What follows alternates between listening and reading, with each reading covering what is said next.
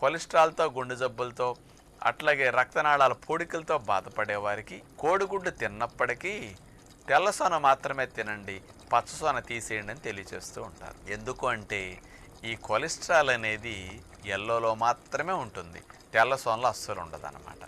కాబట్టి హాని కలిగించే కొలెస్ట్రాల్ పచ్చ సొన తీసేస్తే పోతుంది, కాబట్టి ఎల్లో తీసేసేయమంటున్నారు. మరి ఇట్లా ఎల్లో తీసేసి వైట్ మాత్రమే తినేవారు కొందరు ఉంటారు. మరి వారికి ఏమి వెళతాయి? టోటల్ ఎగ్ తింటే ఇప్పుడు చెప్పినవన్నీ వెళతాయి. 7 గ్రాముల ప్రోటీన్ వెళుతుంది, 5 గ్రాముల కొవ్వు వెళుతుంది, 72 క్యాలరీల శక్తి వెళుతుంది. ఈ 3 ప్రధానంగా వెళతాయి ఒక ఎగ్ ఫుల్గా తినేస్తే. అది బాయిల్డ్గా తిన్నా, ఆమ్లెట్గా తిన్నా, ఇంకొక రూపంలో కూర చేసుకు తిన్నా ఇట్లా వెళ్ళిపోతాయి. ఇక ఈ కొలెస్ట్రాల్ కోసం మనం ఎగ్ని వైట్ అండ్ ఎల్లో సెపరేట్ చేసి తినేటప్పుడు మరి వైట్ మాత్రమే తినేవారికి ఏమొస్తాయి? ఎగ్ వైట్లోకి